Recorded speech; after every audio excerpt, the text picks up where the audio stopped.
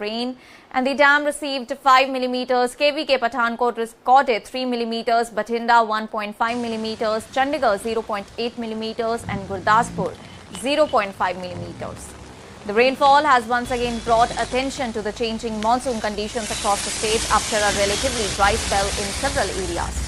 And according to the Weather Department, the monsoon has become active again over Punjab and Chandigarh. A monsoon trough is currently extending from Firozpur towards Jharkhand and West Bengal. And at the same time, a western disturbance is active in the upper atmosphere. The combined influence of all these weather systems is expected to keep skies cloudy across Punjab and Chandigarh, while thunderstorms and rainfall may occur at some locations. Weather conditions could therefore remain unsettled over the coming period, with temperatures continuing to fluctuate depending on the intensity and spread of rainfall. The renewed monsoon activity is also being closely watched because of its impact on power demand and water levels. Punjab's electricity demand crossed the 13,000 megawatt mark on Saturday morning, that is today morning, and the state recorded a power demand of 13,203 megawatts and total power generation stood at 4,209 megawatts, while grid draws were recorded at 8,995 megawatts. And this was 393 megawatts lower than the target grid draw of 9,388 megawatts.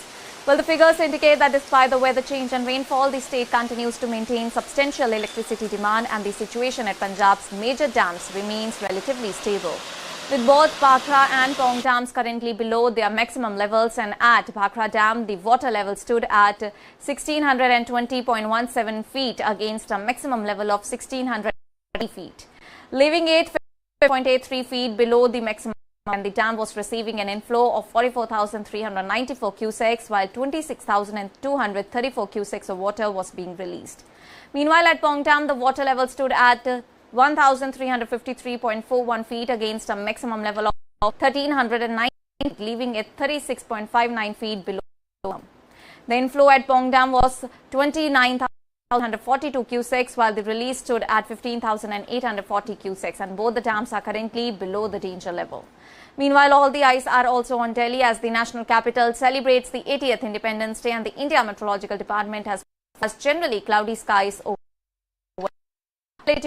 light rainfall around the time of the celebration at Red Fort. The forecast for the Red Fort area suggests a minimum of around 20 to 26 degrees Celsius and a maximum temperature of around 33 degrees Celsius.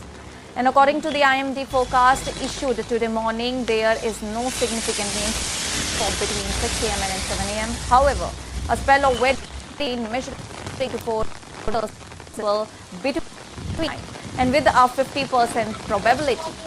Another spell of very light rain, 3 millimeters, may occur from noon to evening, with the probability of rain estimated at 60%.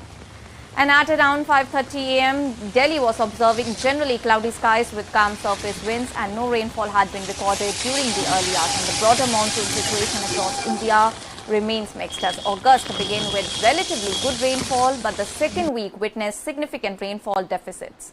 And as a result, August's cumulative rainfall deficit has reached 10.5%, and the overall monsoon deficit has also returned to 10.5%, the same level recorded on July 31. The India Meteorological Department uses the rainfall average from 1971 to 2020 as the long period average for assessing the performance of the monsoon. However, the rise in the cumulative rainfall deficit does not necessarily mean that more areas are experiencing severely deficient rainfall.